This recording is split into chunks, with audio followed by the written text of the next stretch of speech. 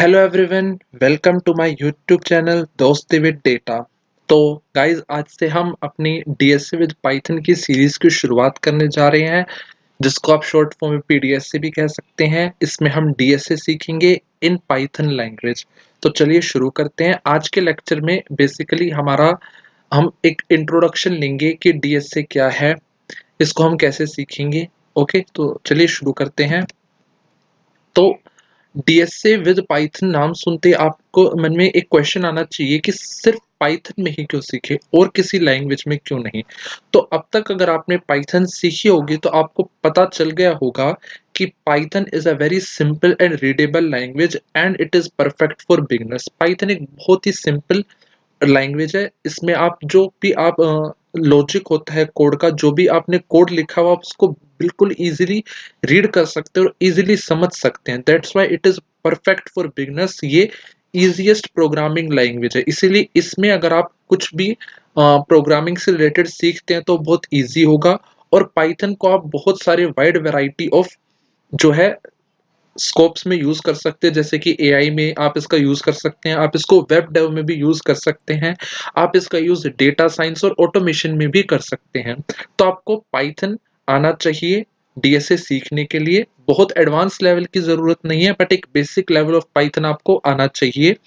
Okay, तो मेरी advice, अगर अब तक आपने पाइथन नहीं सीखी तो यही रहेगी कि आप पाइथन का कुछ बेसिक सीख ले। मैं आपको एक बेसिक चेकलिस्ट बता देता हूँ कि आपको पाइथन में क्या क्या आना चाहिए। तो आपको पाइथन में डीएसए सीखने से पहले वेरिएबल्स और लूप्स के बारे में पता होना चाहिए। वेरिएबल्स क्या होते हैं पाइथन में, उनसे कुछ बेसिक कोड लिखना आना चाहिए।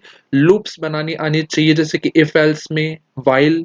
तो इन सब का यूज करके जो लूप्स क्रिएशन होता है कोड में, वो आपको आना चाहिए। बाकी की चीजें जैसे कि फंक्शंस बिल्ड करना, लिस्ट एंड डिक्शनरीज का introduction, strings, basic input output operations, ये सब अगर आपको आते हैं then it is very good. But अगर नहीं भी आते हैं तो इनको हम साइड बाय साइड डीएसए में ही कुछ कुछ बेसिक्स कवर भी कर लेंगे। लेकिन वेरिएबल्स और लूप्स आपको आना जरूरी है। तो अगर आपने नहीं सीखा है तो जाके आप सीख सकते हैं और फिर आप डीएसए में शुरू कर सकते हैं। तो आइए शुरू करते हैं डीएसए से। डीएसए क्या है? तो डीएसए ये जो इसकी फुल फॉर्म है डेटा स्ट्रक्चर्स एंड एल्गोरिथम्स। तो अब ये दो वर्ड से मिलकर बना है data structures and algorithms. Data structures का मतलब होता है ऑर्गेनाइजिंग डेटा एंड एल्गोरिथम्स का मतलब होता है step by step building logic. So मतलब कि डीएसए का अगर हम पूरे तरीके से मतलब समझे तो यही है कि डेटा को ऑर्गेनाइज करना और उस डेटा को प्रोसेस करने के लिए step by step logic build करना, यानी कि एक ऐसा कोड लिखना, एक ऐसा लॉजिक लिखना जिससे कि जो हमारा डेटा है वो ऑर्गेनाइज हो सके और वो इजीली प्रोसेस हो सके, ताकि हम प्रॉब्लम, जो भी हमारा प्रॉब्लम है, उसको एफिशिएंटली सॉल्व कर सकें। So it makes are code are problem solving faster and organized. Okay, now types of data structures. So there are two types of data structures, linear and non-linear. तो सबसे पहले linear data structure समझते हैं। So elements in linear data structure are arranged sequentially one after the another and they can be accessed in a specific order. तो linear data structure में जो elements होते हैं वो एक सीक्वेंस में अरेंज्ड होते हैं, एक के बाद एक। जैसे कि कोई फॉर एग्जाम्पल एरेज हो गई, लिंक्ड लिस्ट, स्टैक्स, क्यूज। तो ये सब एग्जांपल्स है लीनियर डेटा स्ट्रक्चर्स के। इन सबको हम डिटेल में आगे समझेंगे, बट अभी के लिए आप जान सकते हैं इनका नाम कि ये एग्जांपल्स है। इनमें आप अगर किसी एलिमेंट को एक्सेस करना है आपको चाहिए, तो आप उसको एक स्पेसिफिक ऑर्डर में इंडेक्स के थ्रू ही एक्सेस कर सकते हैं, आप उसको रेंडमली एक्सेस नहीं कर सकते। Then next comes the non-linear data structures. In this, elements are arranged hierarchically or interconnected and they can be accessed through multiple paths. तो इसमें जो elements हैं वो interconnected होते हैं और hierarchically आप उनको अरेंज होते हैं, उनको आप बहुत सारे पाथ्स के थ्रू अरेंज कर सकते हैं। For example trees and graphs, जैसे कि ये एक ट्री आप देख सकते हैं यहाँ पे। तो इसमें आपको कोई भी एलिमेंट एक्सेस करना है तो उसके लिए आपको एक पाथ फॉलो करना पड़ेगा। जैसे कि अगर आपको ये वाला एलिमेंट एक्सेस करना है तो आपको सबसे पहले ये वाला नोड चाहिए, फिर यहाँ से यहाँ आएंगे और फिर यहाँ से यहाँ। आप इसको डायरेक्ट एक्सेस नहीं कर सकते लीनियर डेटा स्ट्रक्चर्स की तरह, बिकॉज दे आर इंटरकनेक्टेड।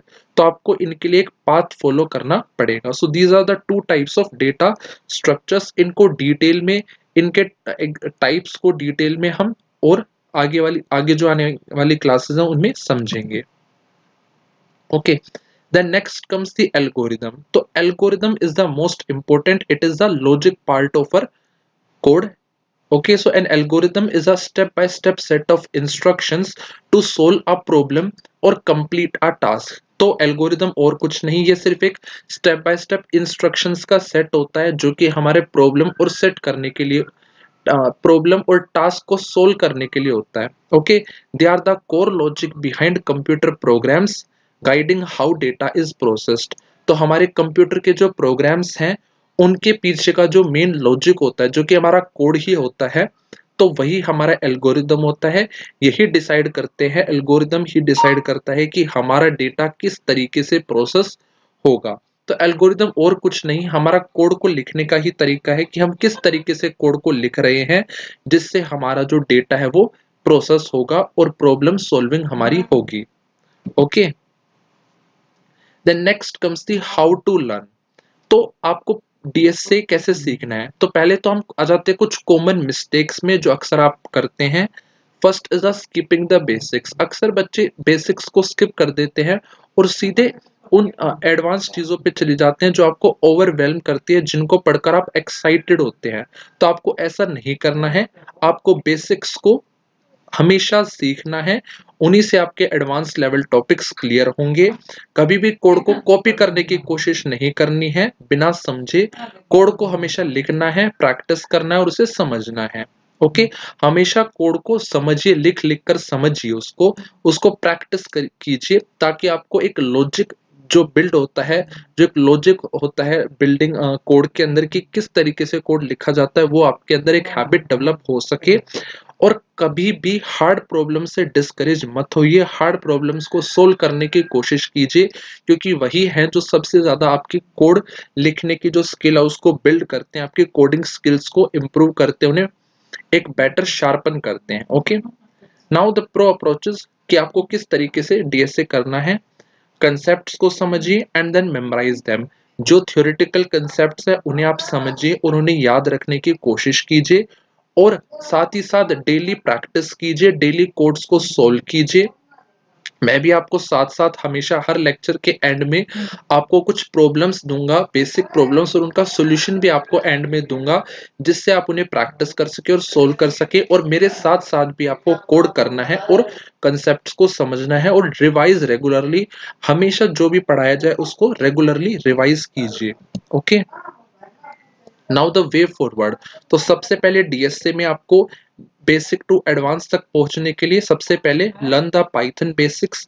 शुरुआत कीजिए पाइथन से। पाइथन अगर आपने नहीं सीखी है तो उसके बेसिक्स सीखिए। Practice simple problems. Simple codes, simple problems को सोल्व करने की कोशिश कीजिए। Learn the basic data structures. जो आपको डेटा स्ट्रक्चर्स, जैसे कि मैंने अभी आप बात की थी एरेज की, ट्रीज की, ग्राफ्स की, लिंक लिस्ट की, तो ये सब हम सीखेंगे, इन्हें अच्छे से सीखिए और फिर इनके ऊपर जो प्रॉब्लम्स होती है उनको डेली सॉल्व कीजिए। फिर उसके बाद हम एडवांस टॉपिक पे मूव करेंगे, हम वो सीखेंगे और उन पे कोड सॉल्विंग, प्रॉब्लम सॉल्विंग करेंगे, और फिर कुछ हम स्मॉल प्रोजेक्ट्स भी बिल्ड करेंगे जो भी हमने सीखा है उसके बेसिस पे। मेरी फाइनल एडवाइस यही रहेगी that consistency is greater than speed. Speed matter नहीं करती। अगर आप डेली 1 से 2 घंटा भी पढ़ते हैं then that is also more than enough। लेकिन डेली पढ़िए, डेली प्रॉब्लम सोल्व कीजिए, डेली कंसेप्ट सीखिए, तभी आप जो है कोडिंग को मास्टर कर सकते हैं। Okay, this is the key formula for mastering coding and for learning the DSA. तो होप करता हूं कि आपको आज का सेशन अच्छा लगा होगा। मेरे साथ इस पूरी सीरीज में बने रहिएगा, कंसिस्टेंट रहिएगा। Thank you very much, bye.